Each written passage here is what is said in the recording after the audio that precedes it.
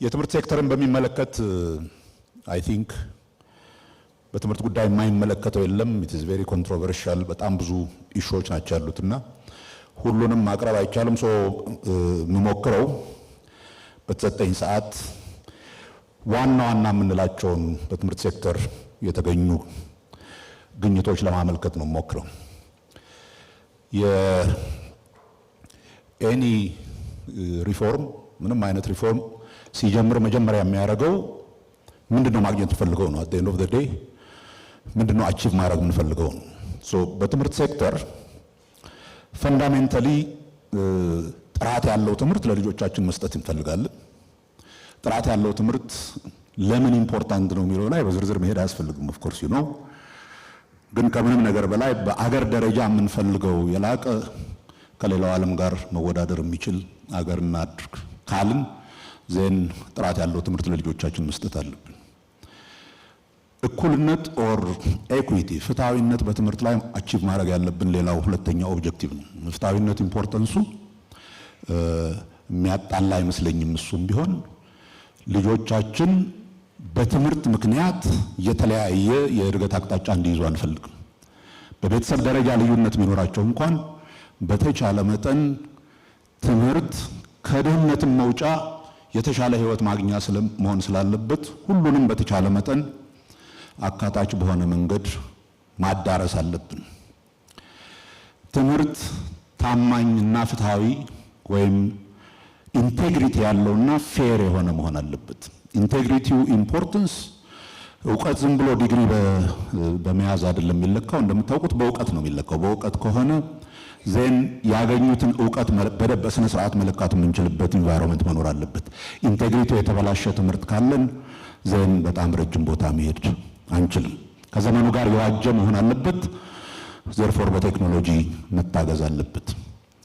በአጠቃላይ ትምህርት የምናደርጋቸው ለውጦች ለከፍተኛ ትምህርት ሲደርሱ ትልቅ ግብአት ስለሆነ በዛ ላይ የምናተኩረው ስራ እንዳለ ሆኖ ከዛ በተጨማሪ ግን ዩኒቨርሲቲዎቻችን ላይ ከፍተኛ ጠንካራና ሬሌቫንት የሆነ ሪሰርች መስራት የሚችሉ የወደፊት የሀገር መሪዎችን ማስተማርና ማብቃት የሚችሉ ዩኒቨርሲቲዎችን እንዲሆኑ እንፈልጋለን። በምርምር ደረጃ ችግር ፈቺ የሆኑ ምርምሮች እንዲያካሂዱ እንፈልጋለን። መጀመሪያ ለማድረግ ፈልገው ይህን ነው የምንፈልገው። ምንድነው ያለው ሁኔታ ምንድነው የሚለውን ነገር ነው ያጠናነው። ይሄ መጀመሪያ ገና ለውጡ ሲመጣ ጀምሮ በመንግስት ደረጃ የትምህርት ሴክተር ባለሙያዎች የሚባሉት በሙሉ አካቶ የተደረገ ውይይት ውጤት ነው። ከዛ ነው ይሄ ሮድማፕ የትምህርት ሮድማፕ የሚለው ነገር የወጣው። ስናጠና ያገኘ ነው። ከዛ በኋላ የተገኙት በመጀመሪያው ውይይት ከዛም በኋላ መሰረታዊ የሆኑ ችግሮች እንዳሉበት ነው የትምህርት ሴክተሩ የተረዳ ነው። አንደኛ የመሰረተ ልማት ችግር አለ። ቢኮዝ ትምህርት ቤቶቻችን ሪል ለዘመኑ የሚዋጁ ንጽህና ያላቸው ሽንት ቤት ያላቸው በጣም ክራውደድ ያልሆኑ ትምህርት ቤቶች አይደሉም። ለመማር የማይመቹ ስለሆኑ ፈንዳሜንታል የሆነ የኢንፍራስትራክቸር ችግር አለብን። እሱን ማስተካከል አለብን። አንዱ ይሄ የተማሪና የክፍል ጥምርታ ነው። በተለይ በአብዛኛው በከተሞች አካባቢ በብዙ ቦታዎች የአቨሬጅ የትምህርትና የተማሪና የክፍል ጥምርታው በጣም ከፍተኛ ነው። እስካሁን ድረስ ኢን ሰም ፕሌስስ ከ80 ተማሪዎች በክፍል የሚማሩበታል። በመምህራን ላይ የኳሊቲ ችግር በከፍተኛ ሁኔታ አለ። ይሄንን ማስተካከል አለብን። ስርዓተ ትምህርቱን ራሱን እንደገና ፈትሸን አሁን ለዘመኑና አገር የምትፈልገውን መስጠት የሚችል ስርዓተ ትምህርት ነው ወይ የሚል አጠቃላይ ክለሳ መደረግ ነበረበት። ቅድም እንዳልኩት በትምህርት ሴክተር ያለውን ኢፍትሃዊና ኢእኩልነት ማስተካከል አለብን። በተለይ በሀብታም ልጆች ትምህርትና በደሃ ልጆች ትምህርት መካከል ያለውን ልዩነት ማጥበብ አለብን። ቢኮዝ ቅድም እንዳልኩት ከድህነት መውጫ መንገድ አንዱ ትምህርት መሆኑ እንደተጠበቀ ሆኖ ኢንቴግሪቲውን ማስተካከል አለብን። በኋላ አብዛኛው ሰው ከፈተና ጋር ስለሚያያይዘው ነው እንጂ የትምህርት ኢንቴግሪቲ የተማሩትን ትምህርት የሚያውቁ ልጆች አሉን የሉንም የሚለውን ነገር መለካት አለብን። ዋን ፎር ሞር ይሄን የምንለካው ለመጣል አይደለም። ይሄን የምንለካው በትክክል ተምረው ነው ወይ ወደሚቀጥለው ደረጃ የሚሄዱት የሚለውን ማወቅ ስላለብን ነው። እሱን ደግሞ በአቋራጭ በስርቆት በምናምን የምናደርገው ከሆነ ዘን ነገር ዓለሙ ይበላሻል። ፋይናሊ በተለይ በፋውንዴሽናል ኤጁኬሽን የምንለው ከቅድመ ልጅነት ቅድመ መደበኛ ትምህርት ላይ በከፍተኛ ደረጃ መስራት አለብን። ቢኮዝ ዊ ኦል ኖ ዛት ወሳኝ የሆነ የልጆችን የእውቀት የመቀበል ችሎታ ከሚወስኑት ነገሮች አንዱ ኤርሊ ቻይልድሁድ ኤጁኬሽን። እነኚህ ሁሉ ችግሮች እንዳሉን ካየን በኋላ ዜን ሪፎርሙን ምን እናርግ? እነኚህን ጥያቄዎች ለመመለስ መሞከር ነው። ዛትስ ዋት ሪፎርም የሚያደርገው።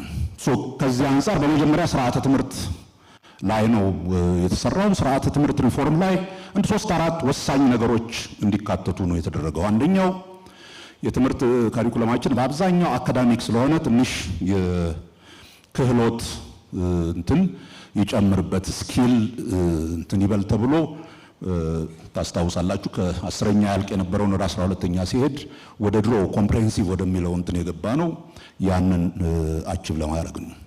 ሁለተኛ ይሄ ከአገር በቀል እውቀት ጋር በተወሰነ ደረጃ የማገናኘት ልጆቻችን ሲያድጉ ሀገራቸውን እንዲያውቁ ስለ ሀገራቸው እንዲያስቡ እንፈልጋለን። ዘርፎር በተወሰነ ደረጃ ከሀገራቸው ጋር የሚያስተሳስሯቸውን የትምህርት እንትኖች ግብረገብነት፣ ታሪክ የመሳሰሉ ነገሮችን በተጠና መንገድ ማካተት ነበረበት። እሱን አድርገናል። ካሪኩለሙን ካስተካከልን በኋላ ከዛ በኋላ ትምህርት በመቀበል ዙሪያ ያለው ችግር ምንድን ነው ስንል አንዱ ያየነው የመጽሐፍት ካሪኩለሙን የሚመጥን መጽሐፍ የማቅረብ ጉዳይ ነበር። አንዱ ትልቁ ነገር ያደረግነው ባለፈው 5 ዓመት በተቻለ መጠን መጽሐፍ ለሁሉም ተማሪ እንዲደርስ ማድረግ ነው። በአንደኛ ደረጃ ትምህርት አካባቢ የመጽሐፍት ችግሮች ነበሩ። ሁለተኛ ደረጃውን በትምህርት ሚኒስቴር በኩል ወደ 43 ሚሊዮን የሚሆኑ መጽሐፍቶች አሳትመን አንድ ለአንድ ማድረስ ቻልን። ከዛ በኋላ አሁን በትምህርት ሚኒስቴር ምንም እንኳን ስራው የክልሎች ቢሆን በትምህርት ሚኒስቴር በኩል 23.9 ሚሊዮን መጽሐፍት አሳትመን ለአንደኛ ደረጃዎች እያደረስን ነው። እሱም አይበቃም። እሱ 2 ለ1 ያደርሰዋል።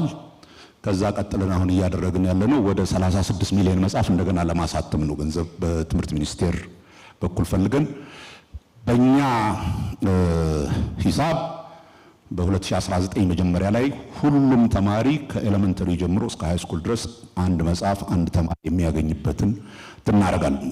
አንዱ ትልቁ ሪፎርም የተደረገው ካሪኩለሙን ማሻሻል፣ ከካሪኩለሙ ጋር አብሮ የሚሄድ መጽሐፍት ማድረስ ነው። ሁለተኛው ከመምህራን ልማት ጋር የተያያዘው ስራ ነው። ዳያግኖስ እንዳደረግነው ችግሩን የመምህራን ካፓሲቲ ይሄ በአጠቃላይ የትምህርት ሴክተሩ እየወደቀ ሲሄድ እሱንም መመልከቱ አይቀርም። በከፍተኛ ደረጃ ችግር እንደነበረ ነው ያየነው። አንዱ የመምህራን ትሬኒንግ የምንሰጥበት መንገድ ችግር ነበረው። በክረምት እየወሰድን ዩዥዋሊ የሚለካው በዲግሪ መያዝና ለመያዝ ስለነበረ ዝም ብሎ ዲግሪ ለማግኘት ተብሎ በክረምት የሚደረግ የክረምት ትምህርት ነበር፣ ያውም በጣም ለትንሽ ጊዜ። እሱን ተውንና በሚያስተምሩት ትምህርት ፕሮፐር የሆነ ችሎታ አላቸው የላቸውም የሚለውን ለመለካትና በዛ ዙሪያ ትሬኒንግ ለመስጠት የክረምት ስልጠናዎች ጀመርን። በዚህ ባለፉት 2 ክረምቶች 113340 የሚሆኑ መምህራንን ፕላስ ደግሞ የትምህርት ቤት ዳይሬክተሮችን እንደገና ከዚህ በፊት ከነበረው ኤክስትራ ካሪኩላር ከሆነ ስራቸው አውጥተን በተቻለ መጠን ከመማር ማስተማርና የትምህርትን ጥራት ከማስጠበቅ ጋር እንዲያያዙ አደረግን። የትምህርት ቤት ዳይሬክተሮች እንደዛ ሰለጠንን። ከዛ የገጠመን በመምህራን ዙሪያ የነበረው ችግር የአስተማሪዎች እጥረት ነው። የአስተማሪዎች እጥረት እንዴት እናስተካክላለን በሚለው አንድ አዲስ እንትን ፈጥረን በሌላ ትምህርት ዲግሪ የያዙ ተማሪዎችን እና ስራ ያላገኙ ተማሪዎችን እንደገን 1 ዓመት በደንብ አድርገን የፔዳጎጂ ትምህርት ሰጥተን አብቅተን ትምህርት ቤት እናስገባቸዋለን በሚል ወደ 4000 የሚሆኑ ተማሪዎችን ዲግሪ ያላቸውን ተማሪዎች እዚህ ውስጥ አስገብተን ማስተማር ጀምረናል። አሁን በኤጁኬሽን ዲፓርትመንቶች በ5 ዩኒቨርሲቲዎች ናው ከዚህ ከካሪኩለምና ከመምህራን ቀጥሎ ያደረግነው በዚህ በቅድመ መደበኛ ትምህርት ነው። ቅድም እንዳልኩት በጣም ትልቅ እና ኢምፖርታንት የሆነ ሴክተር የምንለው ሪሊ ኢን ዘ ሎንግ ረን ትምህርት ሴክተሩን ለማሻሻል ከፈለግን ከስር ጀምረን እንስራ ካል ያ ሴክተር በጣም ኢምፖርታንት ነው በሚል አንዱ ትልቁ ኢኒሼቲቭ በተለይ በየክልሎች ቅድመ መደበኛ ትምህርት ቤቶችን ማስፋፋት ነበር። ለውጡ ከመምጣቱ በፊት በአጠቃላይ በአገር ደረጃ የነበሩን ቅድመ መደበኛ ትምህርት ቤቶች 1840 ነበሩ። እስከ ቅርብ ጊዜ ድረስ ባለን ዴታ ከዛ በኋላ ባለፉት 5 ዓመታት ብቻ ወደ 34,000 ተጨማሪ ቅድመ መደበኛ ትምህርት ቤቶች ማስገንባት ችለናል።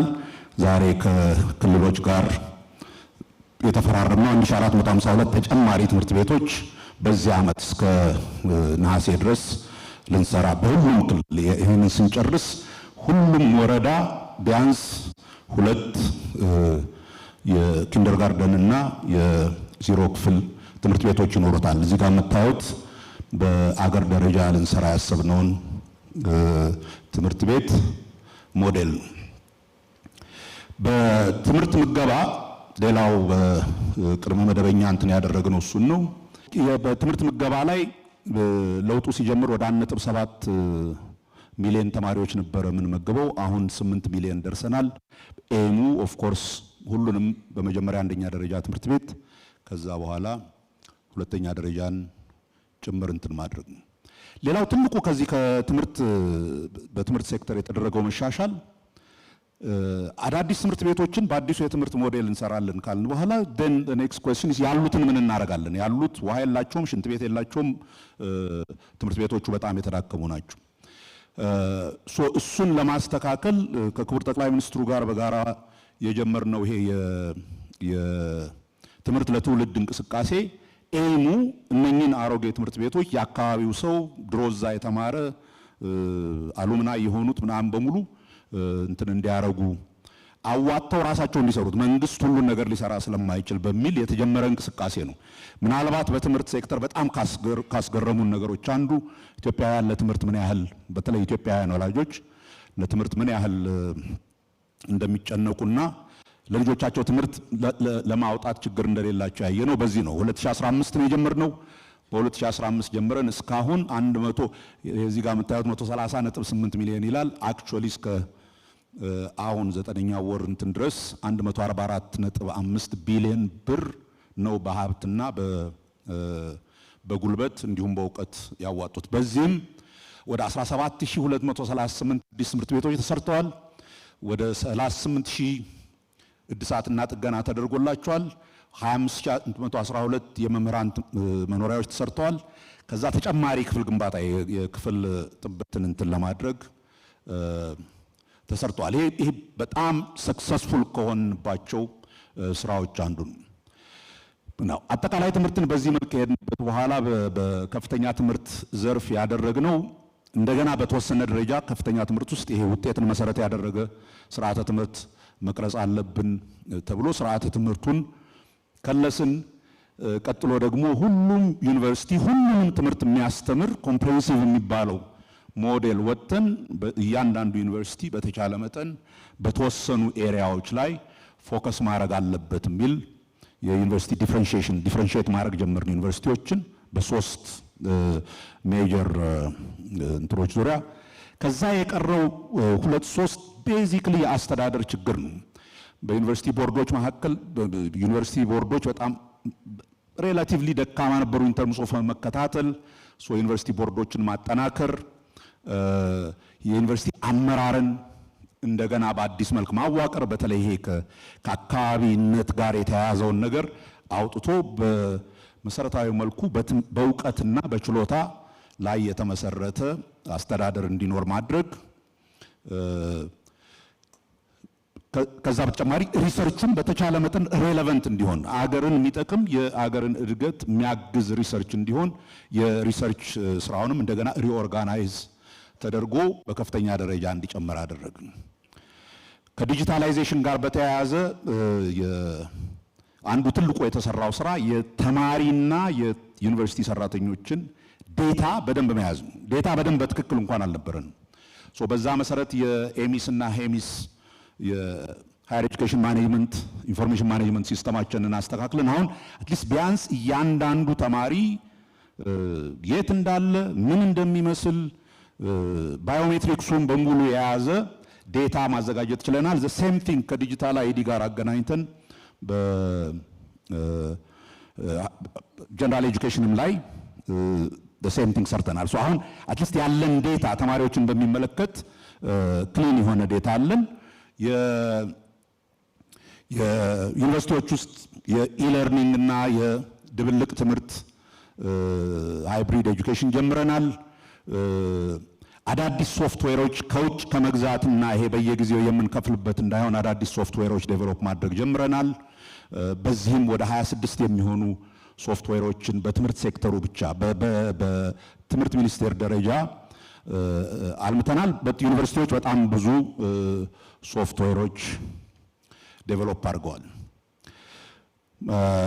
ስለ ትምህርት ካወራን ስለ ፈተና መቼም ማውራት አይቀርም። ቢኮዝ ብዙ ቲክቶክ የሚያሰራው ኤሪያ ኦፍ ኤጁኬሽን እሱ ስለሆነ በእኔ ላይ በተለይ በዋናነት ካደረግናቸው ለውጦች ይሄ ኢንቴግሪቲውን መጠበቅ አለብን በሚል የጀመርነው ከፈተናዎች አሰጣጥ ጋር በተያያዘ ነው። እንደምታውቁት በጣም ከባድ የነበረ በየዩኒቨርሲቲዎች አምጥተን ፈተና መስጠት ጀመርን። አሁን አትሊስት ከዛ ከጫካው ወጥተናል። ዲጂታል የሆነ ኦንላይን ፈተና መስጠት ጀምረናል። ስንጀምር ይሄ ሐሳብ ከመጣ 7-8 ዓመት በፊት ነበር።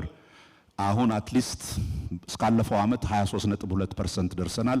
በዚህ ዓመት 100% ኦንላይን ፈተና እንሰጣለን ብለን ያደረግነው one thing that is now settled የሆነው ምንም አይነት ከኩረጃና ከማጭበርበር ወር ከፈተና ስርቆት ጋር የተያዘውን ችግር ፈተናል። እሱ ብቻ አይደለም። አንዴ እሱ ከታወቀ በኋላ ተማሪዎች የበለጠ ማጥናት ስለጀመሩም የሚያልፈው የተማሪ ብዛት ከፍ እያለ ሄዷል። መጀመሪያ ስንጀምር ታስታውሳላችሁ 3.3% ነበር። አሁን ላስት ፈተና ላይ 8.9% ነው። በዚህ በሚቀጥለው ደብል ዲጂት እንደርሳለን ብለን እናስባለን። የትምህርትና ስልጠናን ጥራት በሚመለከት አንዱ ሁለት ነገሮች ብቻ ልጥቀስ። አንደኛው ከአክሬዲቴሽን ጋር የተያያዘ የምንሰራው ስራ ነው። ከሚቀጥለው ዓመት ጀምሮ ኮምፕሊት የሆነ የአክሬዲቴሽን ሲስተም የመጀመሪያው በሎካል አክሬዲቴሽን ከዛ በኋላ ግን ኢንተርናሽናል አክሬዲቴሽን እያንዳንዱ ዩኒቨርሲቲ እንዲኖረው እየሰራን ነው። የአክሬዲቴሽን ህንጻችን አልቋል። ይሄን አክሬዲቴሽን ደግሞ ዝም ብሎ የትምህርትና ስልጠናዎች መስሪያ ቤት እንዲሰራው ሳይሆን አብሶሉትሊ ከዛም ኢንዲፔንደንት የሆነ ከተለያዩ ቦታ የተውጣጡ ፉሊ ኢቫሉዌት እንዲያደርጉ ነው የምንፈልገው ዩኒቨርሲቲዎቻችንን ሶዛት ያሉባቸውን ችግሮች እንትን ለማድረግ የላይሰንስ አሰጣጡም ላይ በጣም ብዙ ሳትሰሙ አትቀሩም። በተለይ ከግል ኮሌጆች ጋር በተያያዘ የላይሰንስ አሰጣጡ በጣም ደካማ ነበር። አሁን በአዲስ መልክ በጣም የወጣውን ክራይቴሪያ በትክክል የሚከተል እንዲሆን አድርገን እየሰራን ወደፊት ምንድነው የምናደርገው? ኦር ቀጣይ የትኩረት አቅጣጫዎቻችን ምንድናቸው? ኤግዛክትሊ ያልናቸውን ነገሮች የጀመርናቸውና ባቡሩ ሀዲዱን እንዲይዙ ያደረግናቸውን አሁን እያጠናከርን በምግብ በሁሉም ክልሎች ቅድመ አንደኛ ደረጃ ይሄንኝን ኬጂ እና እንትኖችን በሁሉም ክልሎች ሙሉ ለሙሉ የማድረግ ስራውን መጨረስ፣ በሁሉም ዩኒቨርሲቲዎች የፈጠራና የኢንኩቤሽን ማዕከላትን ማቋቋም፣ ትምህርት ቤት ምገባ በሁሉም የመንግስት ትምህርት ቤቶች እስካሁን ኤሌመንተሪ ላይ ነበር ያተኮርነው። መሀከለኛ ትምህርትና ከፍተኛ ትምህርት በሁለተኛ ደረጃ ያለ ድረስ ማድረግ፣ የትምህርት ጥራት ላይ ያለውን ስራ በጣም አጠናክረን ለዩኒቨርሲቲዎቻችን ብቁ የሆኑ ከዛም አልፎ አገሪቱን መጠበቅ የሚችሉ ልጆች ማፍራት፣ የትምህርት ለትውልድ ንቅናቄን ማስቀጠል፣ የዩኒቨርሲቲ አስተዳደርን በጀመርነው መልክ የበለጠ አጠናክረን አንድም ከዚህ ከአካባቢውነት ጋር መለየት፣ ሁለተኛም ሜሪት ቤዝድ የሆነ ዩኒቨርሲቲ አስተዳደር እንትን ማድረግ ኤንድ ይሄ ብሔራዊ ብቃት ማረጋገጫ ጋር የተያያዙ ከአክሬዲቴሽን ጋር የተያያዙ ስራዎችን በአጠንክረን መቀጠል። እነኚህ ቅድም እንዳልኩት ከትምህርት ሴክተሩ በጣም አነስተኛ የምንላቸው ስራዎችን ነው፣ ግን ዋና ዋና የሆኑትን ለማሳየት ያክል ነው። አመሰግናለሁ። ጤና እንደምናውቀው ለአገር እድገት ለአገር ብልጽግና ግብአትም ግብም ነው። ምክንያቱም ጤናው የተጠበቀ አምራችና ብቁ ዜጋ መፍጠር ነው የዚህ መንግስት አንዱ ስራ።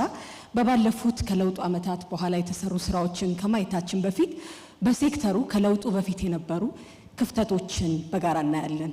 ወቅታዊ ሁኔታዎችን ያላማከለ በተለይ የሰዎች የእድሜ ጣሪያ ከፍ እንደማለቱ አማካይ የእድሜ ጣሪያችን ከፍ ያለበት ሀገር ላይ በተለይ ደግሞ ተላላፊ ያልሆኑ በሽታዎች የጨመሩበት በፊት የጤና ፖሊሲዎቻችን ተላላፊ በሽታዎችን መከላከልን ብቻ ያማከለ የጤና ፖሊሲ የነበረበት፣ ሲቀጥል ተቋሞቻችንና የተቋማት መዋቅር አደረጃጀት ደግሞ ያንን የሚመጥን ሆኖ ያልተሰራ፣ በጤና ፋይናንስ በተለይ ለረጅም ጊዜ አገራችን የምትቸገርበት የነበረው ዘላቂ የጤና የፋይናንስ ስርዓት ያልተዘረጋበት፣ የአገልግሎት ጥራት፣ የአገልግሎት ተደራሽነት፣ የአገልግሎት ፍትሐዊነት ደግሞ ጥያቄ ያለበት የሴክተሩ ክፍተት እንደነበር ለይተን ስራዎቻችንን መስራት ጀምረናል።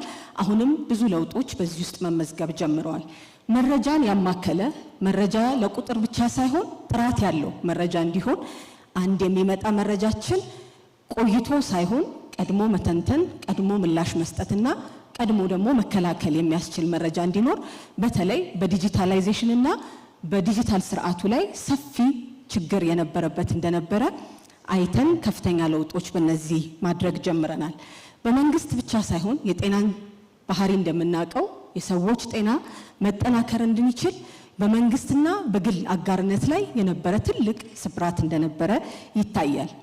ከዚህም አንጻር በደንብ ታስቦበት ፖሊሲያችንን ለ30 ዓመት ቆይቶ የነበረው ፖሊሲያችን እንደ አዲስ እንዲከለስ ተደርጓል። የነበረን የጤና ፖሊሲ መከላከልን ብቻ ያተኮረ ከመሆኑ አንጻር በተለይ ደግሞ አገራችንንና ወቅቱን አህጉራዊና ዓለም አቀፍ የጤና ለውጦች በሚያሳዩት መሰረት ተቀርጾ መከላከልና አክሞ ማዳንን የጨመረ የጤና ፖሊሲ ተቀርጾ ወደ ተግበራ ገብተናል። ተቋሞችን ስንመለከት የተቋማት ግንባታ በተለይም ደግሞ ወቅቱን የሚመጥኑ ፖሊሲዎቻችንን ታች ማውረድ የሚያስችሉ የተቋማት ግንባታ በሰፊው ተሰርተዋል። ለምሳሌ ያህል ለመጥቀስ የጤና አገልግሎትና አስተዳደር ቁጥጥር አዋጅ እንደ አዲስ ተከልሷል። የኢትዮጵያ መድኃኒት አቅርቦት አገልግሎት እና የመድኃኒት ፈንድ ማቋቋሚያ አዋጅ ተሰርቷል።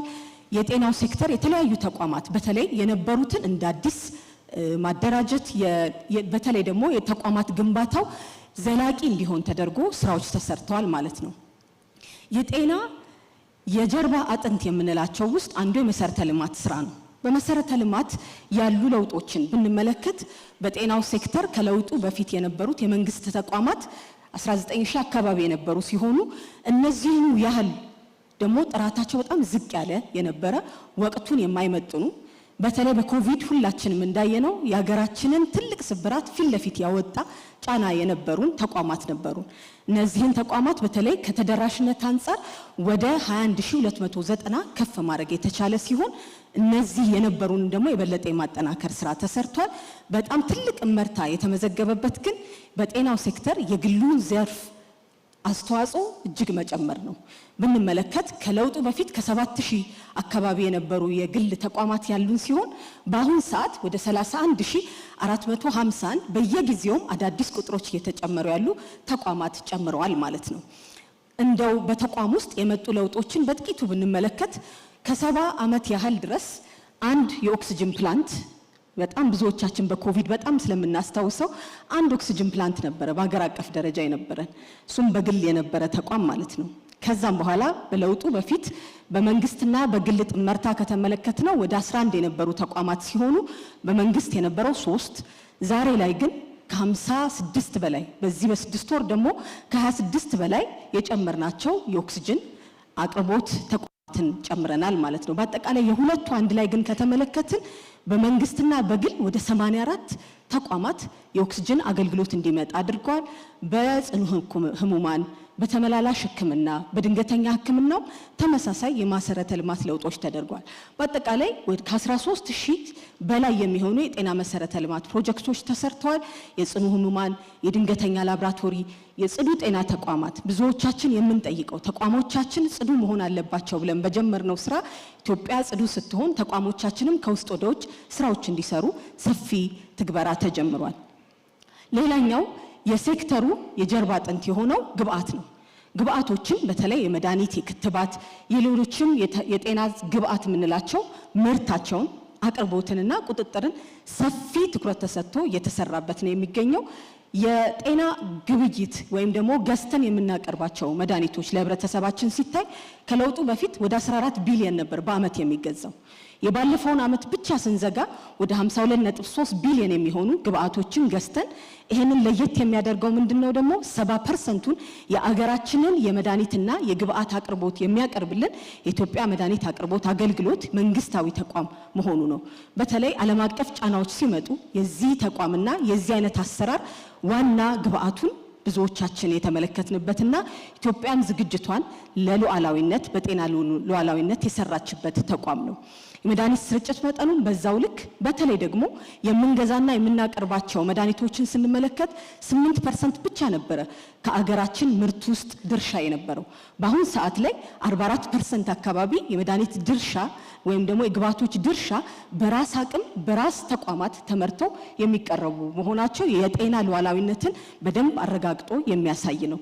የመድኃኒት ቁጥጥርና ጥራታችን ደግሞ የምናቀርበው መድኃኒት ብቻ ሳይሆን ምግብም እንዲሁም ሌሎች ግብአቶቻችን ህብረተሰብ ጋር ሲደርስ በተለይ ኢትዮጵያ ታምርት ስንል የሚመጣው ግብአት ጥራቱን የጠበቀ እንደሆነ ለኛ ብቻ ሳይሆን ለአፍሪካም ለሌሎችም አህጉሮች ተደራሽነቱን ከመጨመር አንፃር የኢትዮጵያ ምግብና መድኃኒት ቁጥጥራችን በዓለም አቀፍ የጤና ቁጥጥር የዓለም ጤና ድርጅት ቁጥጥር መሰረት ተመዝኖ የመድኃኒት ቁጥጥር የብስለት ደረጃው 3ኛ ደረጃ ላይ ደርሷል። የመጨረሻው 4 ነው። ኢትዮጵያ አታቆምም። ወደዚህኛውም ያለውን ጉዟችንን አጠናክረን እንሰራለን። በቅርብ ጊዜ እንደተከታተልነው ተቋሞቻችን ከአገር በቀል ዕውቀት ወደ ቴክኖሎጂውን ወደሚመጥን እንዲሁም ደግሞ አገራችን በግብአቶች ያላቸውን ትስስር ከመጨመር አንፃር የጥናት ተቋማትን በሰፊው ኢንቨስት ተደርጎበት የተቋማት ግንባታ ከተሰራባቸው አንዱ የአርመር ሃንሰን ሪሰርች ኢንስቲትዩሽን ነው። በአዲስ ዘመናዊ ላቦራቶሪዎችና በአዳዲስና ብቃት ባላቸው ባለሙያዎች እንዲደራጁ ተደርገዋል ማለት ነው። ለዚህ ሁሉ ግብአት ለዚህ ሁሉ የጀርባ አጥንት አንደኛው የጤና ፋይናንስ ስርዓቱ ነው።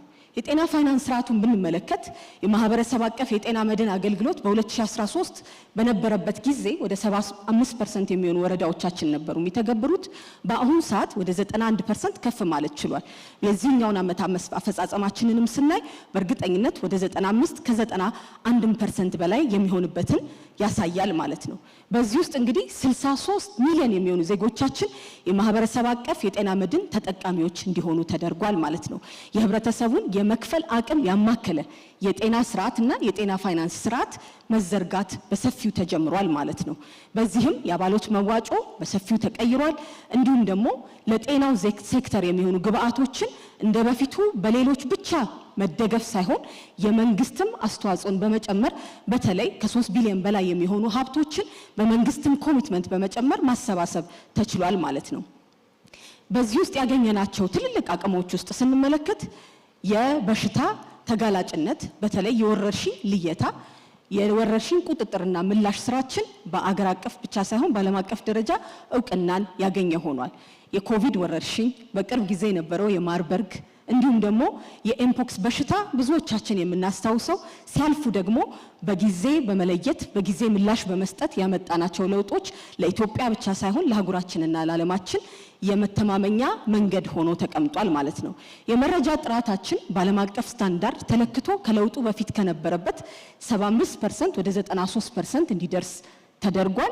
የተዋሳያን መለየት በተለይ ዘረመላቸው ምን አይነት በሽታ ነው፣ ምን አይነት ቫይረስ ነው፣ በዛ ውስጥ ያለ የዲኤንኤ ዘርስ ምን ይመስላል የሚለውን የመለየት አቅም በማና ከተሞች ብቻ ሳይሆን በ5 የተለያዩ ቦታዎች የጄኖሚክ ሲኮንሲንግ የምንሰራበት ሰርቬላንስ የሚሰራበት ስራ በሰፊው ጨምሯል ማለት ነው። ይህ እንግዲህ በሽታን በራስ አቅም መለየት፣ በሽታን በራስ አቅም ምላሽ መስጠት፣ ኢትዮጵያ ታምርትና ኢትዮጵያ ደግሞ ለህብረተሰቧ ትጠቀም የሚለውን ካየን መሬት ላይ ማውረድ የምንችልበት ትልቅ አቅም መጥቷል ማለት ነው። ድንገተኛ የበሽታ ምላሽ ወይም ደግሞ የወረርሽኝ ምላሽ የሚያደርጉ ባለሙያዎቻችንንም ስንመለከት ሰፊ ስልጠናና ሰፊ አቅም በመጨመሩ የ400 በላይ የሚሆኑ ተጋላጭ የሆኑ ወረዳዎች ላይ ምላሽ የሚሰጡ ፈጣን ምላሽ የሚሰጡ ባለሙያዎችን አሰልጥነን በየቦታው ማድረስ ችለናል ማለት ነው። የመጀመሪያ ደረጃ ጤና ክብካቤያችንን ስንመለከተው የመጀመሪያ ደረጃ ጤና ክብካቤ ለጤናው ሴክተር የመጀመሪያ መነሻውና በምንም የማይተካው ስራዎቻችንን የምናስቀምጥበት ነው። የተለያዩ የሪፎርም ትግበራዎችን እየሰራን ነው። ከዚህ በፊት እንደሚታወቀው በጤና ኤክስቴንሽን ስርዓታችን ታች ድረስ ህብረተሰቡ ጋር መድረስ በተለይ ደግሞ መከላከልን ተሰርቷል።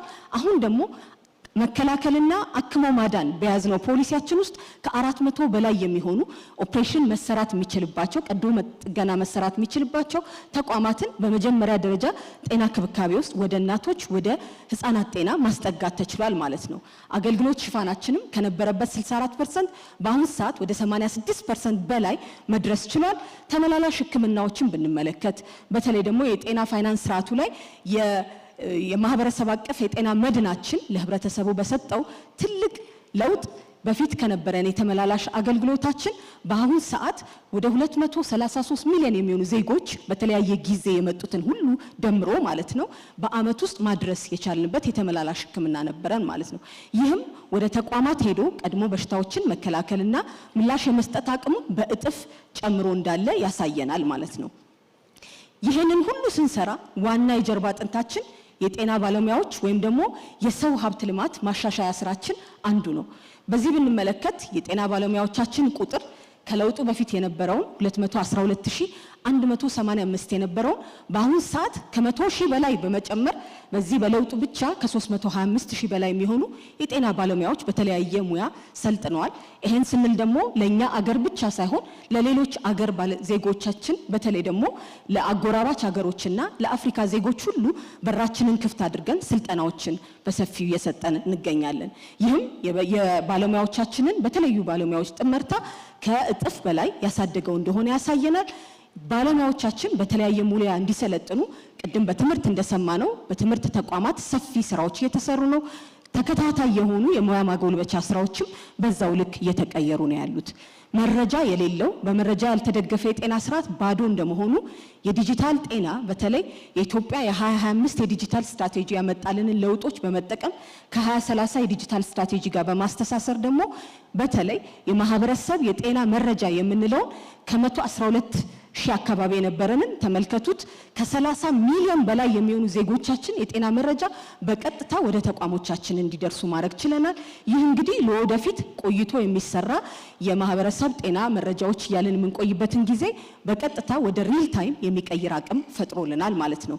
የጤና መረጃ ስርዓቶቹንም በተለይ መናበብ የሚችሉ ከ40 በላይ የሚሆኑ ዲጂታል ቱሎች በእጃችን ላይ ያሉ እነዚህን የማናበብ ከሌሎች ሴክተሮችም ጋር አጠናክሮ የመስራት ስራችንን በሰፊው እየሰራን እንገኛለን። የጤና መረጃ ስርዓታችንንም ከወረቀት አልባ የሆኑ ተቋማት በመጨመር በሰፊው ትልልቅ ስራዎች የተገኙበት የዲጂታል 2030 ግባችንንም በሰፊው የምንተገብርበት ስራ ሆኗል ማለት ነው። ይሄ ሁሉ ሲሰራ የክረምት በጎ ፍቃድ አገልግሎት አንዱ ግብአቱ ነው። የነፃ የጤና ምርመራ ብቻ ብንመለከት በአመት ውስጥ ከ19.5 ሚሊዮን በላይ የሚሆኑ ዜጎች ቢያንስ አንድ ጊዜ የመከላከል የጤና ስርዓት እንዲያገኙ በክረምት በጎ ፍቃድ ውስጥ ማድረግ ተችሏል።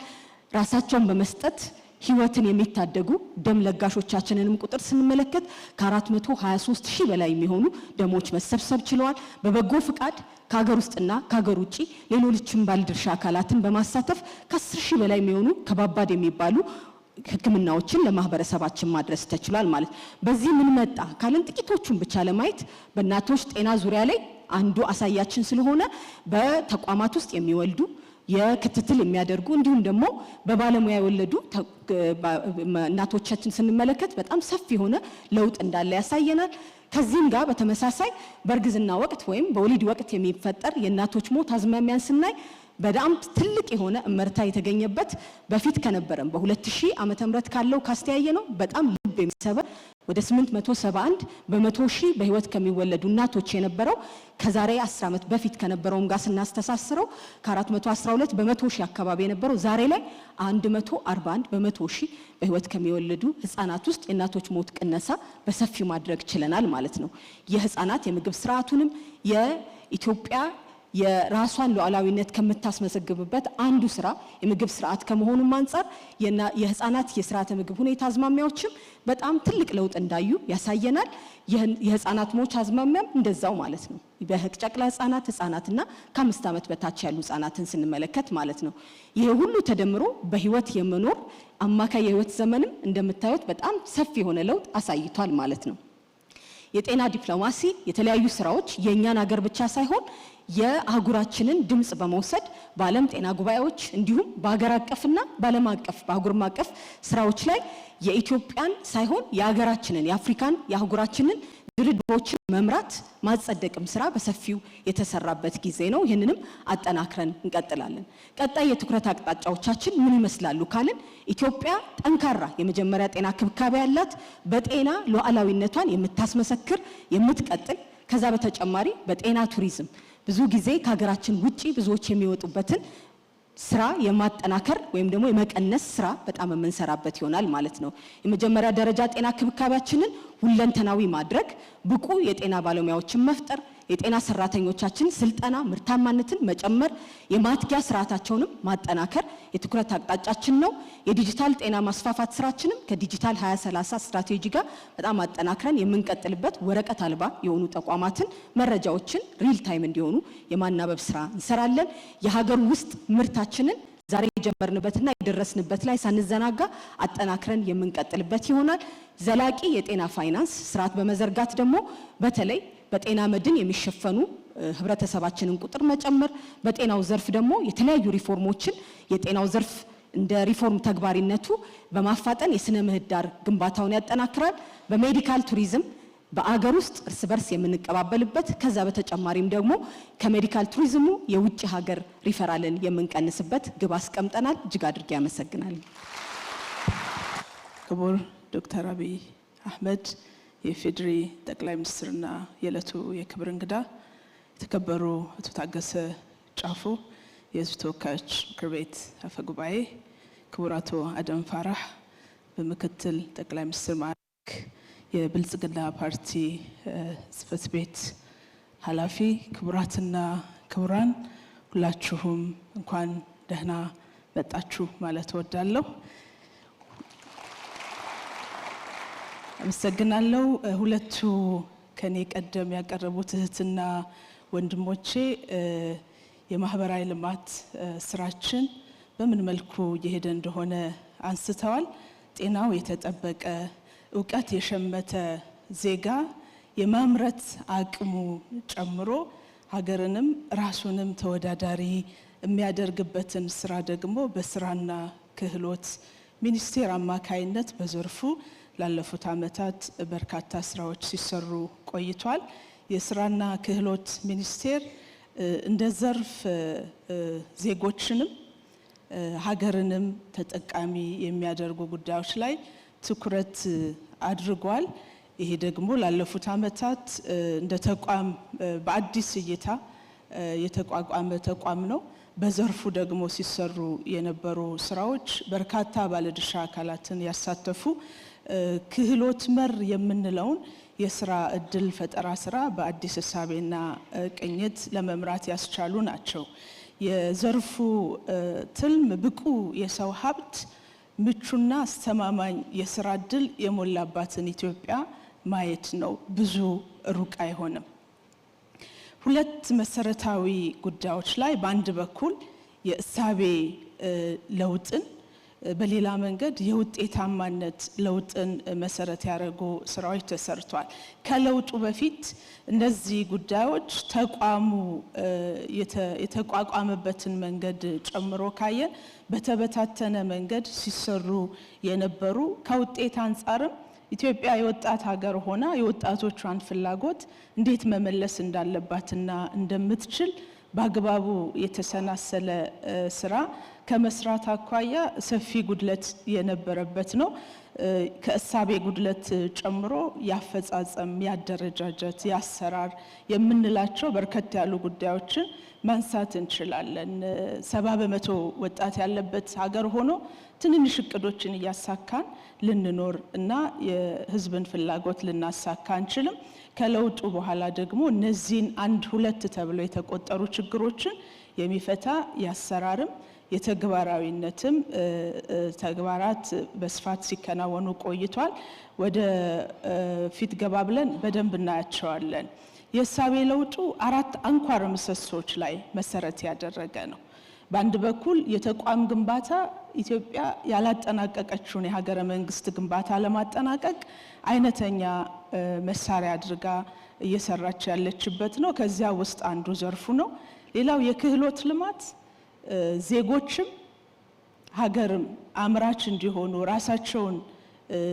እንዲችሉ ብቻ ሳይሆን ለሌላው መትረፍ እንዲችሉ ለማድረግ የክህሎት ልማት ስራ ወሳኝ ተደርጎ ተወስዷል የስራ ዕድል ፈጠራ ስራው የስራ ዓለም አዲስ ዓለም ነውና ዘው ተብሎ የሚገባበት ሳይሆን የቴክኒክ ክህሎትም ልል ወይም ሰው ተኮር የምንላቸው ክህሎቶችን የታጠቀ ዜጋ የሚሰማራባቸው መስኮች ናቸው የስራ ዕድል ፈጠራው ከእሳቤ ጀምሮ በተግባር በኋላ በውጤት እንደምናየው የለውጥ ሐሳቦችን ይዞ ወደ ተግባር የተገባበት ነው ያሰሪና ሰራተኛም በተመሳሳይ በዘርፉ በአጠቃላይ 38 የለውጥ ሐሳቦች ተግባራዊ እየተደረጉ ነው ያለው የተቋም ግንባታ ስራችን የውስጥ አሰራራችንን መንግስት ተግባራዊ ያደረገ ባለው የህዝብ አገልግሎት ሪፎርምን ጨምሮ የጥራት ስራ አመራር ደረጃ ዓለም አቀፍ ዕውቅናም ጭምር እየተገኘ የመጣበት ነው ይሄ ሚኒስቴር መስሪያ ቤቱ ብቻ ሳይሆን በዘርፍ ውስጥ ያሉ የቴክኒክና ሙያ ተቋማትና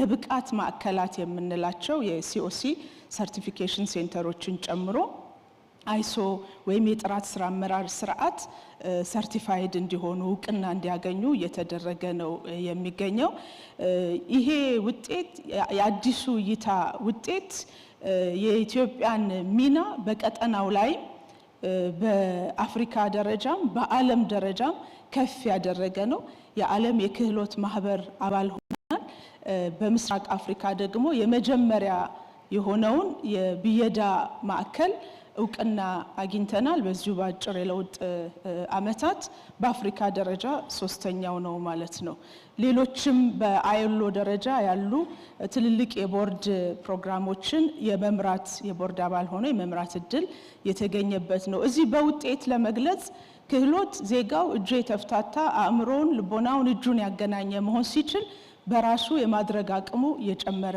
ይሆናል ሰው ተኮር ልማት ነው ስንል በዚህ ዘርፍ ያንን ስራ የሚሰራው አንዱ ይሄ ዘርፍ ነው ማለት ነው ዜጎች ራሳቸውን ብቁ እንዲሆኑ ሀገርንም ተወዳዳሪ እንዲያደርጉ ማድረግ አንዱ ትኩረት ነው 11 የሪፎርም አጀንዳዎች አሉ ሁሉን ለማቅረብ ጊዜ የለም የቴክኒክና ሙያ ስልጠና ተቋማትን ወስደን ካየን በመንግስት በግል ያሉን የቴክኒክና ሙያ ስልጠና ተቋማት ከጊዜ ወደ ጊዜ ያደጉ ነው ያሉት 1800 የሚሆኑ ኮሌጆች አሉ ወደ 1843 የምዘና ጣቢያዎች አሉ መምህራን ከ26000 በላይ መምህራን አሉ የመምህራን ልማት ፕሮግራም ወይም የአሰልጣኞች ልማት ፕሮግራም ተቀርጾ ተግባራዊ እየተደረገ ነው ያለው በአሁኑ ወቅት ቀደም እንዳልኩት አንድ ዜጋ ቢያንስ የአንድ ክህሎት ባለቤት መሆን አለበት ተብሎ እየተሰራ ነው ያለው በዚህ አማካይነት በአመት የማሰልጠን አቅማችን ባጫጭርና በመደበኛ ስልጠና 6 ሚሊዮን ደርሷል ከለውጡ በፊት 800,000 ገደማ ነው በመደበኛም ባጫጭር ስልጠናም የነበረን አፈጻጸም የ2017 መጨረሻ ውጤታችንን ወስደን ካየን 6 ሚሊዮን የሚሆኑ ዜጎችን በዚህ መንገድ ማሰልጠን ተችሏል አሁን እንኳን የ9 ወራት አፈጻጸማችንን ወስደን ካየን 4.8 ሚሊዮን ደርሷል ከ6 ሚሊዮን የተሻገረ ውጤት እንደሚኖረው ከወዲሁ ማሳየት ይቻላል ይሄ ዝም ብሎ የመጣ ሳይሆን ያለንን ሀብት አልምቶ ለሀገር ልማት ጥቅም ላይ የማዋል ያለን ትልቁ ሀብት የሰው ሀብት ነውና የሰው ሀብታችንን አልምተን ጥቅም ላይ የማዋል ነው አዲስ የጀመርነው ፕሮግራም ደግሞ በልምድ የተገኘ ክህሎት ወትሮ ግንበኛ አናጺ ሌላም የሙያ መስክ ላይ ያለ ሰው የደረሰበትን ደረጃ ማግኘት የሚችልበት ኢመደበኛ ክህሎቱን ወደ መደበኛ ስርዓት ማምጣት የሚቻልበት አሰራር ተግባራዊ ተደርጓል። ኮሌጆቻችን ተቋሞቻችን ራሳቸውን እንዲችሉ ብዙ ወርክሾፕ አላቸው፣ ብዙ አሰልጣኝ አላቸው። እነዚህ አቅሞች መልሰው ሀብት እንዲፈጥሩ ይሄ ደግሞ የስልጠና ጥራትን እንዲያረጋግጥ ለማድረግ የተጀመረ ስራ አለ። አንተርፕሪኒያላዊ እንዲሆኑ እየተደረገ ነው ያለው። መንግስትም አንተርፕሪኒያል ነኝ ብሏል። በዛ መሰረት በዘርፉ አንተርፕሪኒያላዊነት በደንብ ትርጉም ተሰጥቶት አዳዲስ ፈጠራዎችን ጨምሮ ቅድም ምናልባት መግቢያው ላይ የክቡር ጠቅላይ ሚኒስትራችንን መልእክት በደንብ ያያችሁ ይመስለኛል። በዘርፉ የቴክኖሎጂ ሽግግር በቴክኒክና ሙያ ስልጠና ተቋማት ምን እሴት እየጨመረ እንዳለ እየታየ ያለው ውጤት ስለሆነ ይሄ በልጥ ተጠናክሮ መቀጠል አለበት። ሰዎች ሰልጥነው ወጥተው ስራ መፈለግ ሳይሆን እዛ ባላቸው ቆይታ ሂደትም ስራ እንዴት እንደሚፈጠር በደንብ እጃቸውን እያፍታቱ እንዲወጡ ለማድረግ እየተሰራ ነው ያለው። የቴክኒክና ሙያ ስልጠና ስርዓቱ ደረጃ 5 ላይ ከቆመበት ወደ ደረጃ 8 አድጓል። ቴክኒሻን ተመራማሪዎች እንዲኖሩት ጭምር ማድረግ ያስችላል። ዘመኑን የዋጀ እንዲሆን ተደርጓል። እንደ ሮቦቲክስ ኢንዱስትሪያል ሮቦቲክስ ላይ ስልጠና እየሰጠን ነው የምንገኘው። የማምረት አቅማችን ያደገ እንዲሆን ከቴክኖሎጂ ጋር የተዋሃደ እንዲሆን ለማድረግ ሰፋፊ ስራ እየተሰራ ነው ያለው። የስራ ዕድል ፈጠራ ስራ ላይ መንግስታችን በተደጋጋሚ ሲል ሁላችንም ታዝበናል፣ ሰምተናል። አንዳንዶቻችንም በሂደቱ እያለፍን ነው ብዬ አምናለሁኝ። ፈጠራ፣ ፍጥነት፣ ዝላይ የሚባሉ ጉዳዮች ተግባራዊ መሆን ስለቻሉ በዘርፉ የተቀረጹ 11 የሪፎርም አጀንዳዎች በተጨባጭ የስራ ዕድል ፈጠራ ስራን ቁጥር የመቁጠር ሳይሆን ምህዳር የመገንባት አቅጣጫ ይዞ እንዲገነባ ስለተደረገ አንተርፕሪኒየር የሆኑ በርካታ ወጣቶች ካሉበት ፈልጎ መክሊቶቻቸውን እንዲያወጡ እድል እየተፈጠረ ስለሆነ ብዙ ወጣቶች ወደ ስራ የሚገቡበት ከምንም በላይ ደግሞ ዳይቨርሲፋይ ያደረግናቸው ወይንም በብዝሃ ዘርፍ የለየናቸው ግብርና፣ ኢንዱስትሪ፣ አይሲቲ፣ ቱሪዝምና ማይኒንግ እያመጡ ያሉት እድገት እዛው ሳለ ለስራ ዕድል ፈጠራ ስራው ወሳኝ ሚና እየተጫወተ ነው ያለው። በዚህ ምክንያት ወደ ስራ ዓለም የሚገቡ ወጣቶች ቁጥር በትልቁ እየጨመረ ነው ያለው። ላለፉት ዓመታት 19.8 ሚሊዮን የሚሆኑ ዜጎች የስራ ዕድል ተፈጥሮላቸዋል። ይሄ ዝም ብሎ የመጣ ውጤት አይደለም፣ ቁጥር አይደለም። በደንብ ተመርቶ በየደረጃው ያሉ ባለድርሻ አካላት ተሰናስለው ያሳኩት ውጤት ነው። በመጀመሪያው እሳቤ ቢሆን በየአመቱ ብዙ ጥናቶች አይታችሁ ሊሆን ይችላል። ወደ ስራ ይገባል ተብሎ የታሰበው የሰው ኃይል ከለውጡ በፊት 2 ሚሊዮን የሚሆን የሰው ኃይል የኢትዮጵያ ኢኮኖሚ የስራ ዕድል ይፈጥራል የሚል ነው። እንግዲህ ያለንን የወጣት ቁጥር ወስደን 2 ሚሊዮን ብቻ ቢሆን ይሄ ውጤት የ10 ዓመት ውጤት ነው ማለት ነው። ግልጽ ነው። ነገር ግን በ4 ዓመት ተኩል ወይም ወደ 5 ዓመት እየተጠጋን ነው። የተሳካ ነው። ዳይቨርሲፋይ የሆኑ ምንጮች ስላሉትም ጭምር እየተገኘ ያለው ውጤት ነው። እዚህ ላይ እንደምታዩት በግል እየተሰማሩ ያሉ ስራ ፈጣሪዎች ቁጥር አበርክቶ ትልቁን ድርሻ ይይዛል። 78% አንተርፕረነሮች በኢንተርፕራይዞች አማካይነት እየፈጠሩት ያለ እድል ነው። አዲሱ እድል ደግሞ ወደ ውጭ ዜጎች ሰልጥነው ተሰማርተው እያገኙት ያለ እድል ነው። መደበኛ ቅጥር 15% ይይዛል። የግብርና የአገልግሎት ድርሻ ዳታው ላይ እንደምታዩት ነው። ቅድም የምህዳር ግንባታ ያልኩት ማነቆ እየተፈታ ምቹ ሁኔታ እየተፈጠረው እየሄደ ያለው፣ የብድር አቅርቦት እየተሻሻለ ነው ያለው፣ የስልጠና እድሎች እየሰፉ ነው ያሉት፣ የገበያ ትስስር እዚህ የምታዩት ቁጥር ያክል ሰፋፊ የገበያ ትስስሮች እየተፈጠሩ ነው ያለው። እንዲሁም ለወጣት ስራ ፈጣሪዎች አዲስ የኢንቨስትመንት ባንክ ጭምር እስከ ማቋቋም የመንግስት ኮሚትመንት ሄዷል ማለት ነው። ካለው ሼር ብቻ የማካፈል ሳይሆን አዳዲስ አማራጮችንም ስታርታፖች እንዲስፋፉ አዋጅ ህግ ከማውጣት ባለፈ ምህዳሩ ምቹ ለማድረግ ሰፋፊ ስራ እየተሰራ እንደሆነ ማየት ይቻላል። ሶስተኛውና መሰረታዊ ጉዳይ የኢትዮጵያ ብልጽግና አይቀሬ ነው። ወደ ኢንዱስትሪያላይዜሽን የምናደርገው ጉዞ አይቀሬ ነው። ከወዲሁ ጤናማ የሆነ የኢንዱስትሪ ግንኙነት እንዲኖር አስቦ አቅዶ መስራት ስለሚያስፈልግ ሁሉንም ተጠቃሚ የሚያደርግ አሰሪንም ሰራተኛንም ተጠቃሚ የሚያደርግ ስርዓት ላይ ሰፋፊ ስራዎች እየተሰሩ ነው ያለው። ማምጣት የምንፈልገው ልማት በዜጎች ኤክስፔንስ አይደለም። ዜጋ ተኮርነን ሰው ተኮርነን ብለን ስንል ማምጣት የምንፈልገው ልማት የዜጎችን ደህንነትም ጭምር የጠበቀ እንዲሆን ከፍተኛ ቁጥጥር የማካሄድ ስራዎችም እየተሰሩ ነው ያለው። ሌላኛው መሰረታዊ ስኬት ብለን የምናስበው ዲጂታላይዜሽን ነው።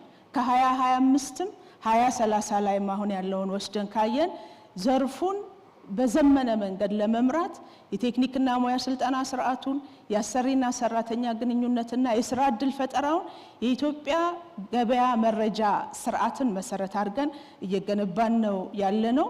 የቴክኒክና ሙያ ስልጠና ስርዓቱ ከአሁን ቀደም የዲጂታላይዜሽን ፕሮግራም አልነበረውም። 74 የሚሆኑ ፖሊቴክኒክ ኮሌጆችን መድረስ ችለናል። ብዙ መስራት እንዳለብን እናምናለን። ነገር ግን ቀላል ያልሆነ ርቀት ደግሞ መተናል። በቀጣይ ትኩረት የምናደርገው አንዱ የተቋም ግንባታ ስራችንን ነው። ይሄ አንተርፕሪኒየር ለማድረግ የተጀመረውን ስርዓት በመላው የቴክኒክና ሙያ ስልጠና ስርዓት ውስጥ አጠናክረን እንቀጥላለን። የሰው ሀብት ልማት ስራዎቻችን ጊዜውን የዋጁ እንዲሆኑ ለማድረግ በትኩረት እንሰራለን። ክህሎት መር የስራ ዕድል አማራጮችን ማስፋት ላይና ጥራት ማስጠበቅ ላይ በርትተን እንሰራለን። ዲጂታላይዜሽን ላይ የጀመርነውን የበለጠ እናሳልጣለን። የኢንዱስትሪ ባህልና የስራ ባህል ግንባታ ላይ የበለጠ ትኩረት እናደርጋለን። እጅግ አድርጌ አመሰግናለሁ። ክቡር ጠቅላይ ሚኒስትር፣ እዚህ የተገኛችሁ ክቡራን እንግዶች ሁላችሁም እንደማረጋችሁ የባህልና ኪነ ጥበብ ስፖርት ሴክተር ዋና ጉዳዮችን አቀርባለሁ። ሁላችሁም እንደምታውቁት ባህል ኪነ ጥበብና ስፖርት ሴክተር ለአገር ግንባታ ለዜጎች ስብዕና ግንባታ ከፍተኛ አስተዋጽኦ የሚያደርግ ሴክተር ነው። ይህ ሴክተር በባህሉ በማንነቱና በሀገሩ የሚኮራ ብቁ ንቁና አሸናፊ ዜጋ የመፍጠር ህልም ያለው ሴክተር ነው። ይሄን ህልም ለማሳካት ከለውጡ በፊት በዘርፉ ምን ክፍተቶች ነበሩ፣ በለውጡ ሂደት ላይ ምን ውጤት አመጣን፣ የቀጣይ ትኩረት አቅጣጫዎቻችን ምንድናቸው በሚል ዋና ጉዳዮች ላይ ለማቅረብ እሞክራለሁ።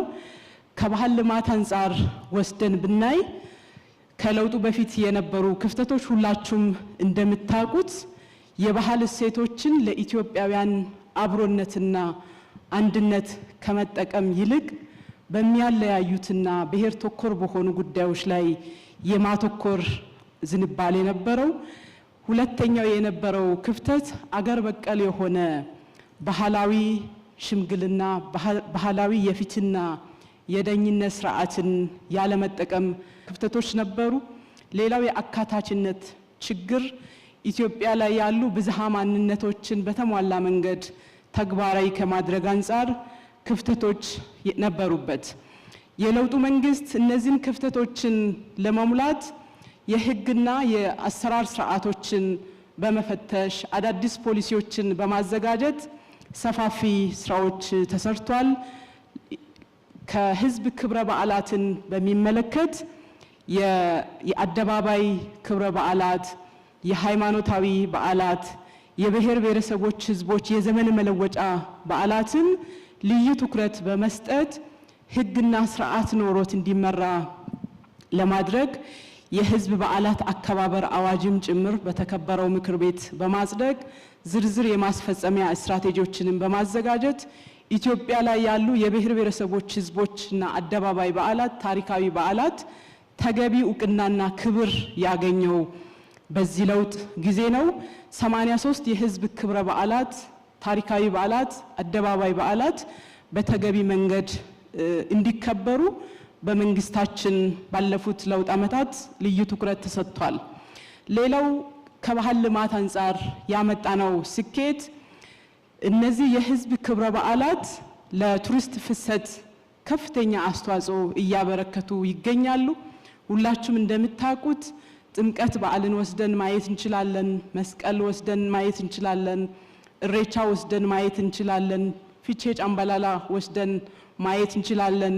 እነዚህ የህዝብ በዓላት ላይ ብዙ የውጭ ቱሪስቶች መጥቶ በዓልን የሚታደሙበት በዛ ሂደት ደግሞ ለአገራችን በኢኮኖሚም መስክም ገቢም እያስገኘ መሆኑ በዘርፉ የመጣ ትልቅ ስኬት ነው። ከዛ ባለፈ የባህል መሰረተ ልማትም በሚመለከት የባህል ማዕከላት በየአካባቢ የመንግስት ትኩረት አቅጣጫ ተደርጎ እየተገነቡ ይገኛሉ። የባህልና የብዝሃ ልሳን የቋንቋ ፖሊሲም ጸድቆ ወደ ስራ የገባው በዚህ 8 ለውጥ ዓመታት ውስጥ ነው።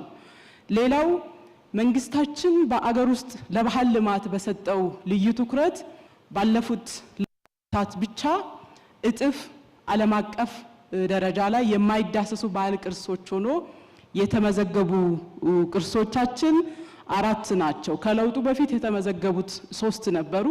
አጠቃላይ በአሁኑ ሰዓት በዩኔስኮ የማይዳሰሱ የባህል ቅርሶች ሆኖ የተመዘገቡ 7 ቅርሶች አሉ። የለውጡ መንግስት ለባህል ልማት የሰጠው ትኩረት የማይዳሰሱ ባህል ቅርሶች በእጥፍ እንዲመዘገቡ የተደረገበት አንዱ ስኬት ነው። ሌላው የቤተ መጻሕፍትና የንባብ አገልግሎትን በሚመለከት አንባቢ ትውልድ እንዲፈጠር የቤተ መጻሕፍት ግንባታና ዲጂታይዜሽንም ላይ የተሰራበት ወቅት ነው። ከለውጡ የ10 ሚሊዮን የማይበልጡ ዓመታዊ የንባብ አገልግሎት ብቻ ይሰጥ ነበረ በመላ አገሪቱ። እንዲሁም 210 ቤተ መጻሕፍት ብቻ ነበሩ።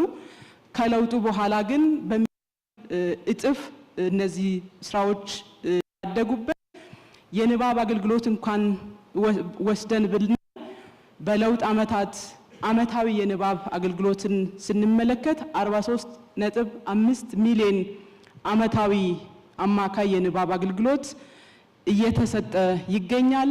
436 ቤተ መጻሕፍትም ተገንብቷል።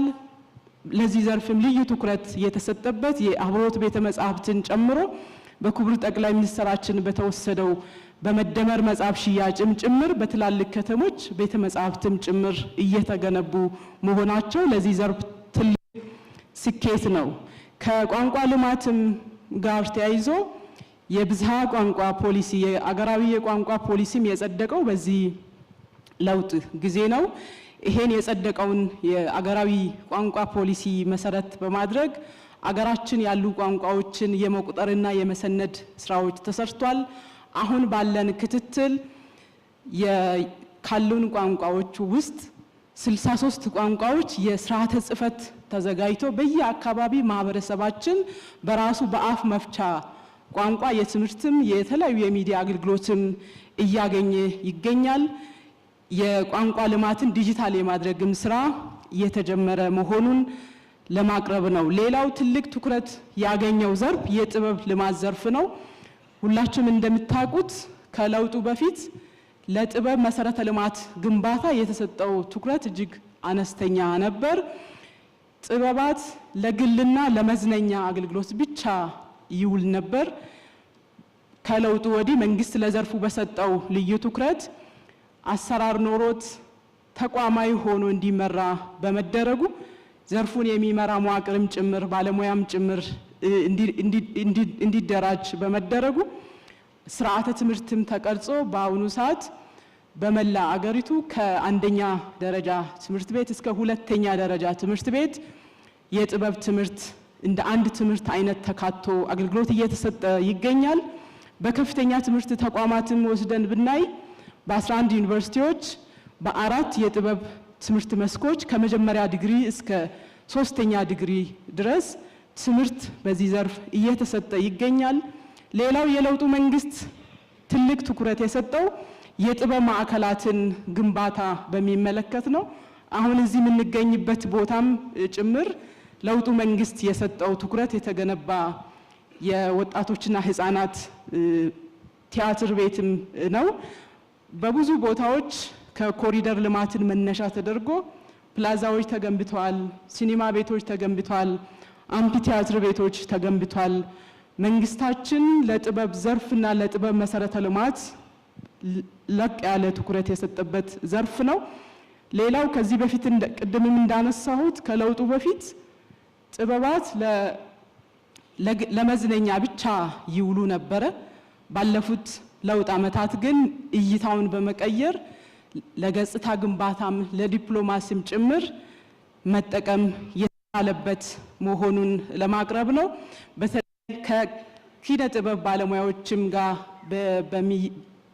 ውጭ ሆኖ ከመተቸትም ይልቅ ቀርቦ በጋራ የመስራት ጅምሮች መኖራቸው፣ ለትውልድ ግንባታም ላይ የሚደረጉ ጥረቶች መኖራቸው፣ ለገጽታ ግንባታም ለህዝብ ትስስርንም ለማጠናከር ጥበብን እየተጠቀምን መሆናችንን ለማንሳት ነው። ሌላው መንግስታችን የተለየ ትኩረት የተሰጠው ዘርፍ ስፖርት ልማት ነው። ከለውጡ በፊት ሁላችሁም እንደምታውቁት ስፖርታዊ ጨዋነት ጉድለት የነበረበት፣ ስፖርት ማዘውተሪያ ስፍራዎች ስፖርታዊ ኩነቶች ከሚስተናገዱበት ይልቅ የፖለቲካ አቋም ይዞ የሚከራከሩት አይነት እሳቤ የነበረበት ነበረ ከለውጡ በፊት። እንዲሁም ተተኪና ታዳጊ ስፖርተኞች ልማት ላይ ትኩረት አለማድረግ ችግሮች ነበሩበት። ፖሊሲና ስትራቴጂ ወቅታዊነትና የአካታችነት ችግርም የነበረበት ነበር። የስፖርት ማዘውተሪያ ስፍራዎች እጥረትም በስፋት የነበረበት ጊዜ ነበር። ከለውጡ በኋላ እነዚህን ችግሮች ለመፍታት በተወሰደው እርምጃ ድንቅ ስራዎች ተሰርተዋል። በተለይ ስፖርት ህዝባዊ መሰረት እንዲኖር ከማድረግ አንጻር በተሰራው ስራ የማህበረሰብ አቀፍ ስፖርት ተሳትፎ ከለውጡ በፊት 5.6 ከመቶ ነበር። በአሁኑ ሰዓት 24 ከመቶ የማህበረሰብ አቀፍ የስፖርት ተሳትፎ ደርሷል።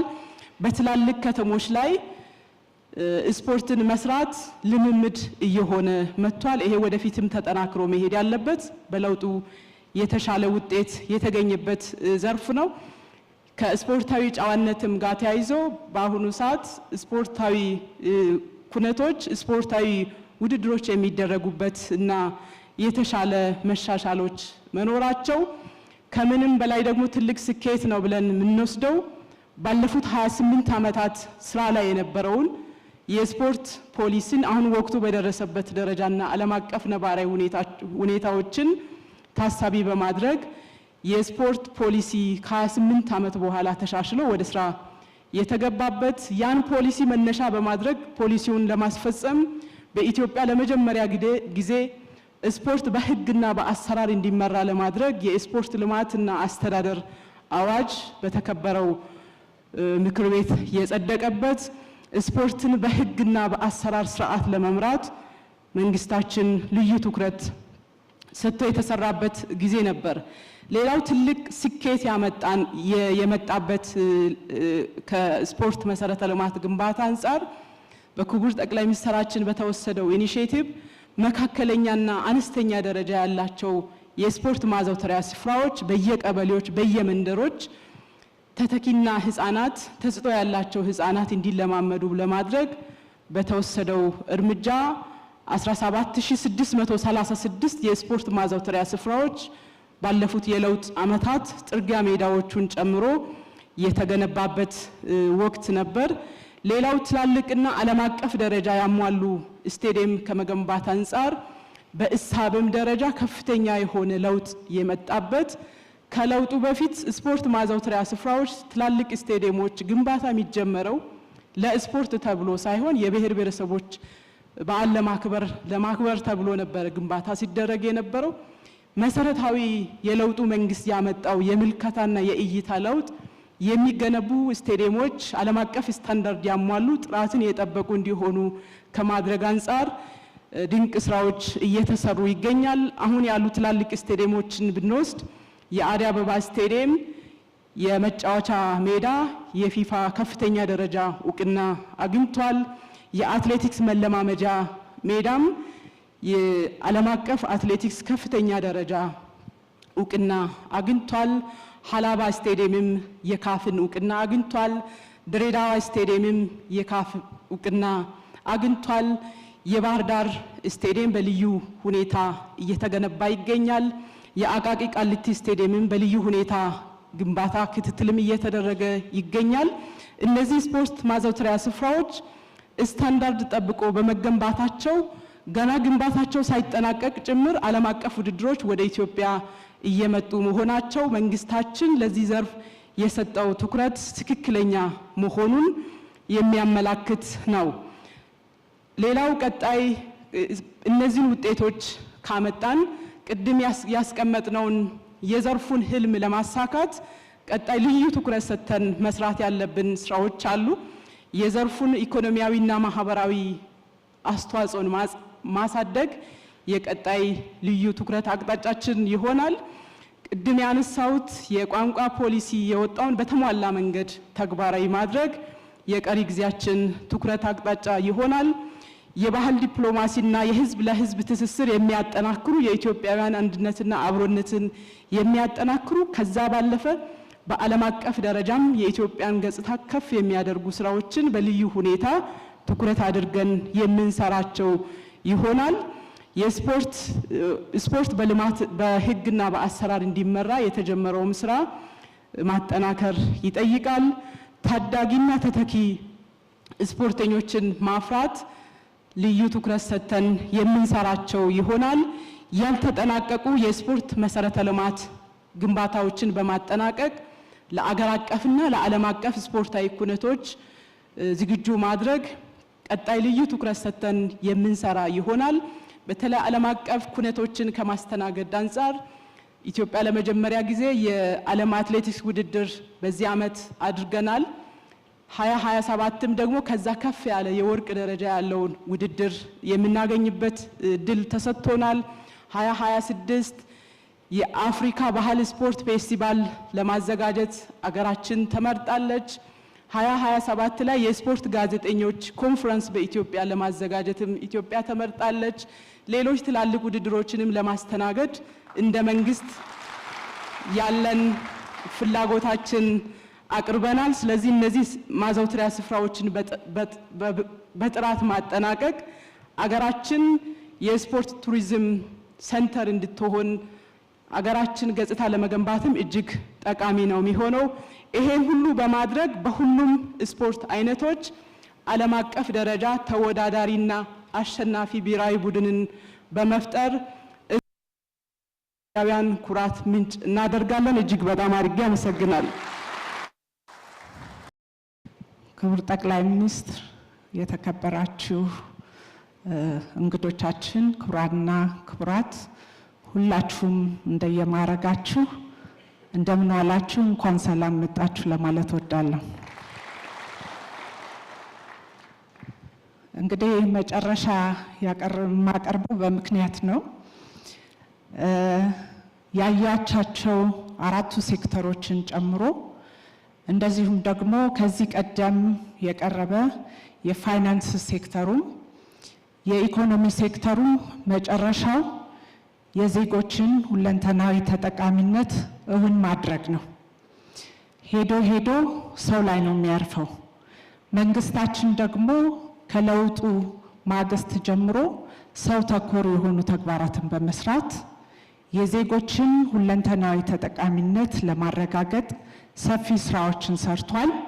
በዚህም የሴቶችና ማህበራዊ ሴክተርም ሰፋፊ ስራዎችን አልሞ እየሰራ የነበረው የዜጎችን ሁለንተናዊ ተጠቃሚነት በማረጋገጥ ማህበራዊ ጥበቃ ሰስተነብል በሆነ መንገድ በዘላቂነት የሰፈነባት የበለጸገች ኢትዮጵያን እውን ማድረግ ነው። ሴክተሩ ሴክተር ተሻጋሪ ወይም ክሮስ ሴክተራል እንደመሆኑ መጠን ከሁሉም ሴክተሮች ጋር በጋራ የሚሰራና የተሰጠውንም ተልዕኮ የሚፈጽም ነው። እንግዲህ ይህንን ራዕይ እውን ለማድረግ ከለውጡ በፊት ምን ክፍተቶች ነበሩ የሚለው ታይቷል። የመጀመሪያው የዜጎችን፣ የሴቶችን፣ የህፃናትን፣ የወጣቶችን፣ የአረጋውያንን፣ የአካል ጉዳተኞችን ሁለንተናዊ ተጠቃሚነት ትኩረት ተደርጎ ያልተሰራበት እንደነበረ ማየት ይቻላል።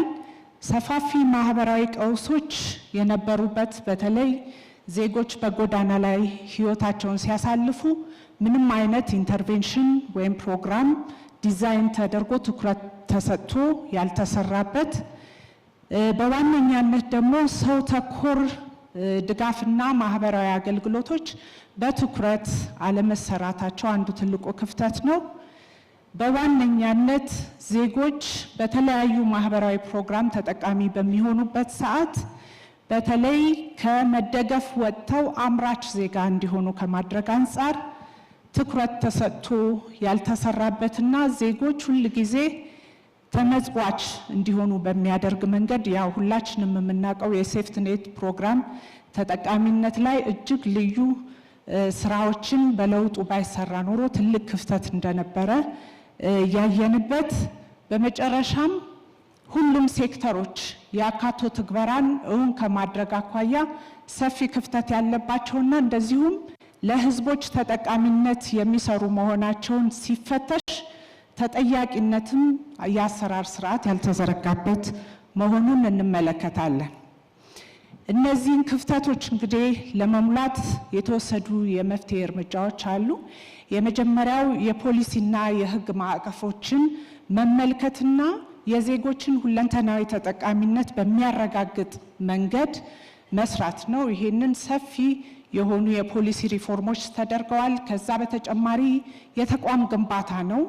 የመዋቅር ሪፎርም ማድረግና በተለይ የወጣቶች፣ የሴቶች፣ የአረጋውያን፣ የአካል ጉዳተኞች የተለያዩ አደረጃጀቶች መኖራቸው ጥያቄያቸውን፣ መብታቸውን በትክክለኛው መንገድ እንዳያቀርቡ ግዴታቸውንም መወጣት እንዳይችሉ ያደረገበት ስለሆነ የተለያዩ አደረጃጀቶችን በመደገፍ ሪፎርም እንዲያደርጉና ተጠቃሚነታቸው እንዲረጋገጥ የማድረግ ስራ ተሰርቷል። በዋነኛነት ደግሞ ሰው ተኮር ሰብአዊ አገልግሎቶችን በተለይ አቅመ ደካማ ለሆኑና ለተለያዩ የማህበራዊ ችግር ተጋላጭ የሆኑ የህብረተሰብ ክፍሎችን የመደገፍ ስራን የማገዝ ስራን ባህል ከማድረግ አንጻርም ተሰርቷል። እነዚህን እውን ለማድረግ በተለይ ፖሊሲዎችን፣ የህግ ማዕቀፎችን፣ አደረጃጀቶችን ለታለመላቸው ዓላማ ለመዋልና ግባቸውን እንዲመቱ ለማድረግ ትልልቅ አገራዊ ፕሮግራሞችና ኢንቨስትመንቶችን መንግስት አድርጓል። በቢሊዮኖች የሚቆጠሩ ብሮች የሚቆጠሩ ኢንቨስትመንት በተለያዩ ፕሮግራሞች ያከናወነ ሲሆን በተለይ ደሃና ተጋላጭ የሆኑ ማህበራዊ ችግር ውስጥ ያሉ ወገኖቻችን የመልሶ ማቋቋም ስራዎችን በሰፊው ሰርተናል። የሴቶችንና የወጣቶችን አቅም በመገንባት የኢኮኖሚ ተጠቃሚነታቸው እንዲረጋገጥ የማድረግ ስራ ተሰርቷል። በተለይ ደግሞ ከወጣቶች አኳያ የስብዕና ግንባታ ላይ ትኩረት አድርገው ተሰርቷል።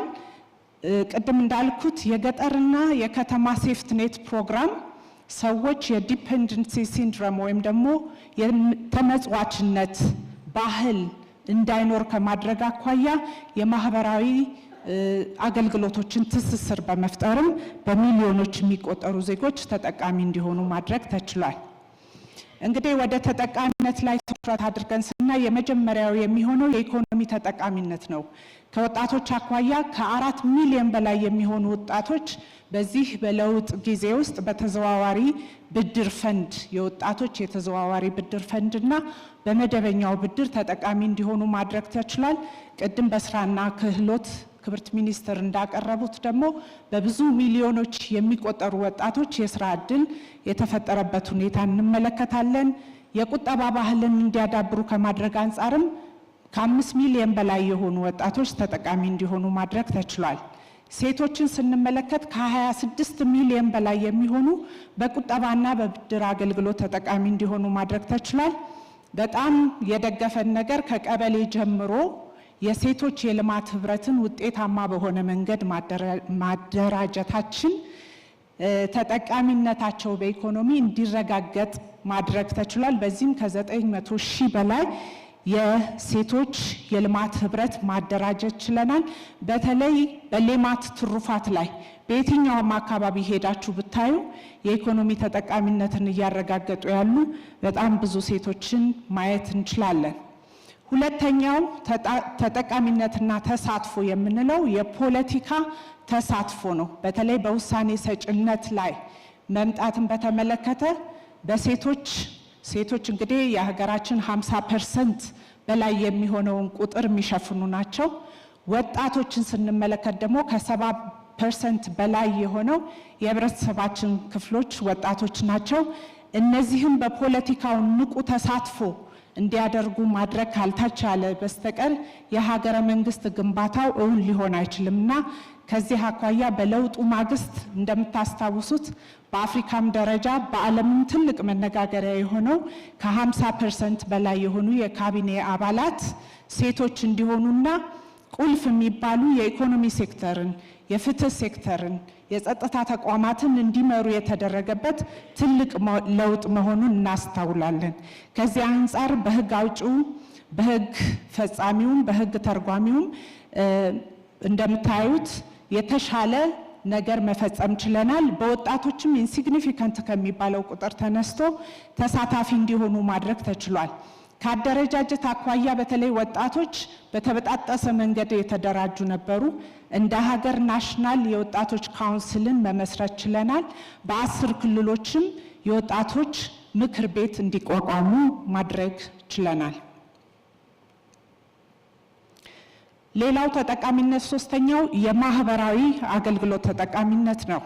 ከዚህ አንጻር በተፈጥሮና በሰው ሰራሽ አደጋ ተጋላጭ የሆኑ የህብረተሰብ ክፍሎችን ከመደገፍ አንጻር ከ10 ሚሊዮን በላይ የሚሆኑ ዜጎቻችን የቀጥታ የገንዘብ ድጋፍና በአይነት ድጋፍ ተደርጎላቸው ከችግሮቻቸው እንዲወጡ ማድረግ ተችሏል። ከ600 ሺህ በላይ የሚሆኑ አካል ጉዳተኞች በተለይ የእንቅስቃሴ ችግር ያለባቸው የአካል ድጋፍ እንዲያገኙ በማድረግ የተሐድሶ አገልግሎቶችንም እንዲያገኙ በማድረግ የእንቅስቃሴ ችግራቸው ተፈቶ በኢኮኖሚ ውስጥ እንዲሳተፉ ማድረግ ተችሏል። በመጀመሪያው እንደ ክፍተት ከለውጡ በፊት ያነሳሁት በጎዳና ላይ ኑሮና አዳራቸውን ያደረጉ ዜጎች ኑሯቸውን በጎዳና ላይ ያደረጉ ዜጎችን አንስቶ የማቋቋም ፕሮግራም አልነበረን። ከለውጡ በኋላ ግን ከ145 ሺህ በላይ የሆኑ በጎዳና ህይወት የሚኖሩ የነበሩ ዜጎች ከዛ ህይወት ወጥተው መደበኛ ህይወት እንዲኖሩ ማድረግ ተችሏል። ትልቁ ነገር ደግሞ በራስ አቅም መደጋገፍና እርስ በእርስ መረዳዳት ባህልን ማጎልበት ነው። ከዚህ አንጻር በሁሉም ቀበሌያት በማህበረሰብ እንክብካቤ ጥምረት እንዲመሰረት ኮሚቴዎች እንዲመሰረት በማድረግ ከ200 ሺህ በላይ ዜጎች ወይም ደግሞ ቤተሰቦች እንዲደገፉ የማድረግ ስራ ተሰርቷል። በአይነትም በገንዘብም ከ3 ቢሊዮን በላይ የሚሆን ሀብት በማሰባሰብ ቤተሰብ ከመፍረሱ በፊት ቀድሞ ለቤተሰብ መድረስና ማህበራዊ ችግራቸውን የመፍታት ስራዎች ተሰርተዋል። ሌላው ለሀገር ብዙ ሲከፍሉ የነበሩ አረጋውያን ትላንትና ያደረጉትን ነገር መርሳት የለብንምና በእድሜ ማምሻቸውም ድጋፍና አገልግሎት እንዲያገኙ በተለይ ጧሪና ቀባሪ የሌላቸውን አረጋውያን ከ700 ሺህ በላይ የሚሆኑትን እንደዚሁ ማህበራዊ ድጋፍ መስጠት ተችሏል። ሌላው ትልቁ ስራ የተሰራው በህገ ወጥ መንገድ ከሀገራቸው ተሰደው በተለያዩ ሀገራት እስር ቤት የሚኖሩ ዜጎችን የዜጋ ተኮር ዲፕሎማሲ መንግስት ስለሚከተል ታስታውሳላችሁ። ክቡር ጠቅላይ ሚኒስትር ለመጀመሪያ ጊዜ ወደ ሳዑዲ በሄዱበት እሳቸው በሄዱበት አውሮፕላን ዜጎችን ይዘው እንደተመለሱ እናስታውሳለን። ከዛ ጊዜ ጀምሮ በየቀኑ ሁለት ፍላይቶች በተለያዩ አገር በህገ ወጥ ስደት የሄዱ ዜጎቻችንን በመቀበል በጊዜያዊ መጠለያ ላይ የማህበራዊ አገልግሎትን በመስጠት ወደ ማህበረሰቡ ተቀላቅለው በሀገራቸው ሰርተው መለወጥ እንዲችሉ የተለያዩ ስልጠናዎችና የገንዘብ ድጋፎች ተደርገውላቸው ትልቅ ስራ መስራት ተችሏል።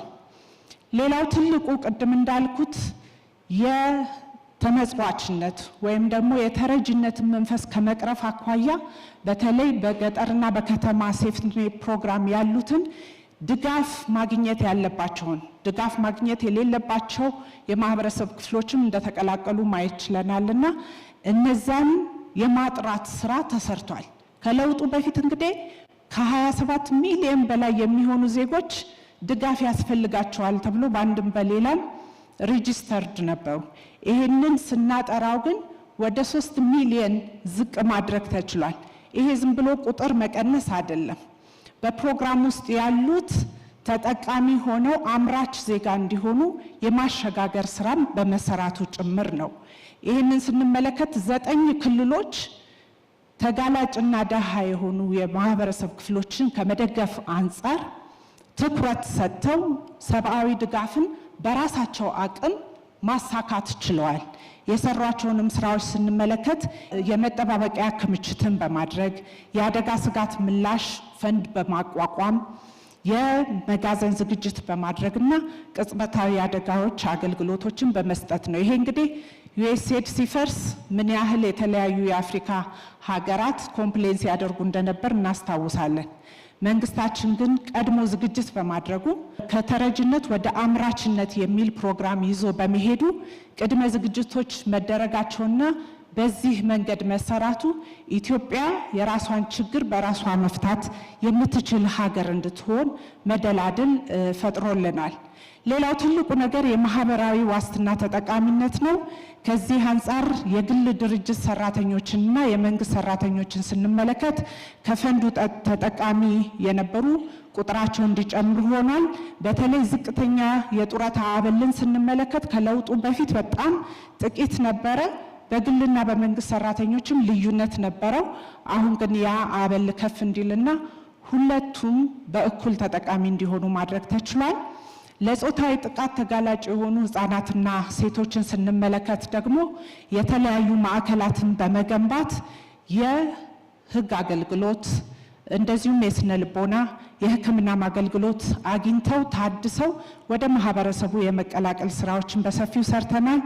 ኢትዮጵያ የሴት ልጅ ግርዛትና ያለ ዕድሜ ጋብቻን በተለይ የተለያዩ ቀበሌዎችን ነፃ ከማድረግ አኳያ የዓለም አቀፍ የስነ ህዝብ ተሸላሚም እንድትሆን ተችሏልና ይህም ትልቅ ስራ የተሰራበት ነው። አራተኛውና የመጨረሻው ትልቁ ትኩረት አድርገን የምንሰራበት የትውልድ ግንባታ ነው። ከትውልድ ግንባታ አኳያ የቀዳማይ ልጅነት ስራን ቅድም በትምህርትም በጤናም ሰምታችኋል።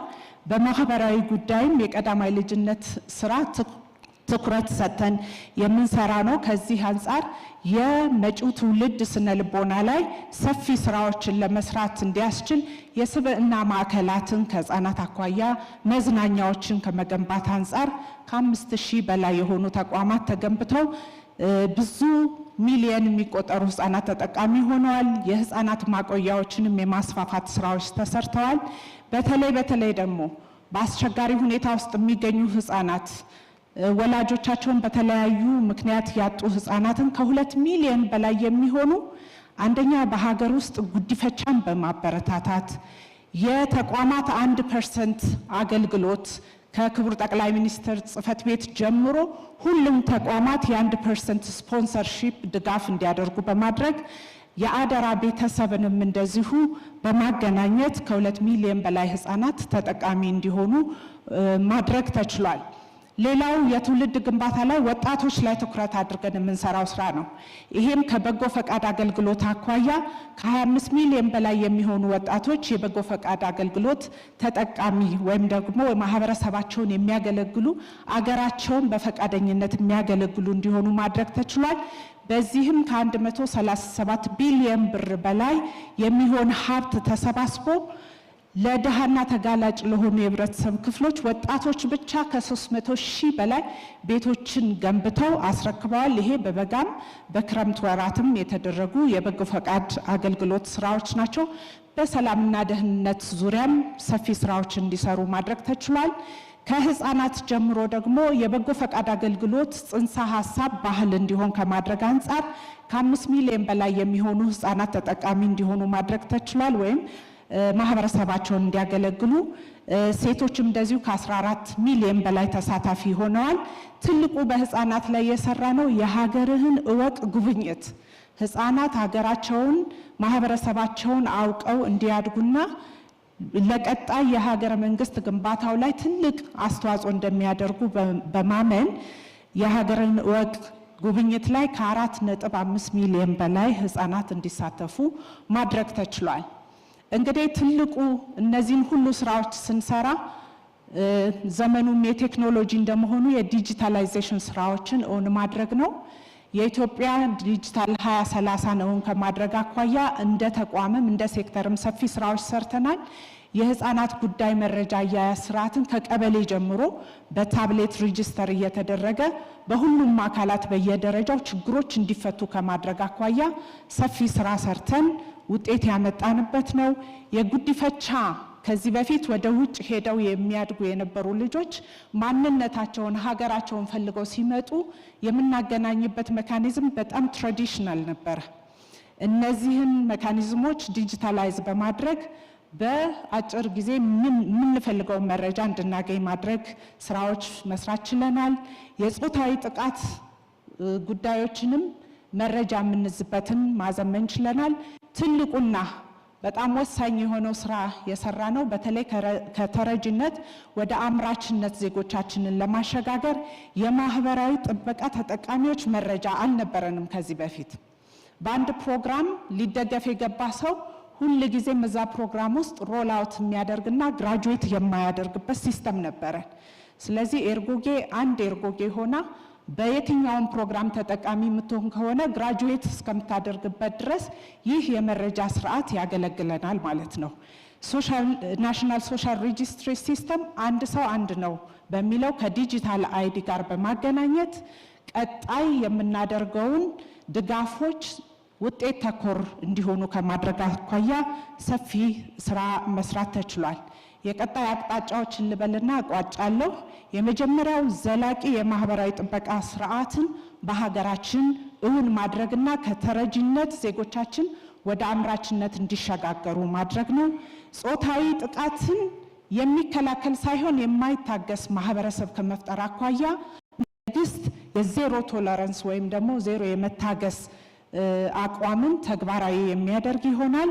ህፃናት በችግር ውስጥ ያሉትን በሀገር ውስጥ አማራጮች ቅድም እንዳየነው እንዲደገፉ ማድረግ፣ የወጣቶችን የበጎ ፈቃድና የበጎ ፈቃድ ብቻ ሳይሆን ደግሞ እንደ ዜጋ የዜግነት አገልግሎትን እንዲሰጡ በማድረግ በሀገረ መንግስት ግንባታ ውስጥ የራሳቸውን ሚና እንዲጫወቱ እንዲወጡም የማድረግ ስራ ይሰራል። የሴክተሩን ዲጂታላይዜሽን አጠናክረን የምንቀጥል ይሆናል። የተቋማትን የአካቶ ትግበራና የተጠያቂነት ስርዓትንም አጠንክረን የምንሄድ ይሆናል። ከልብ አመሰግናለሁ።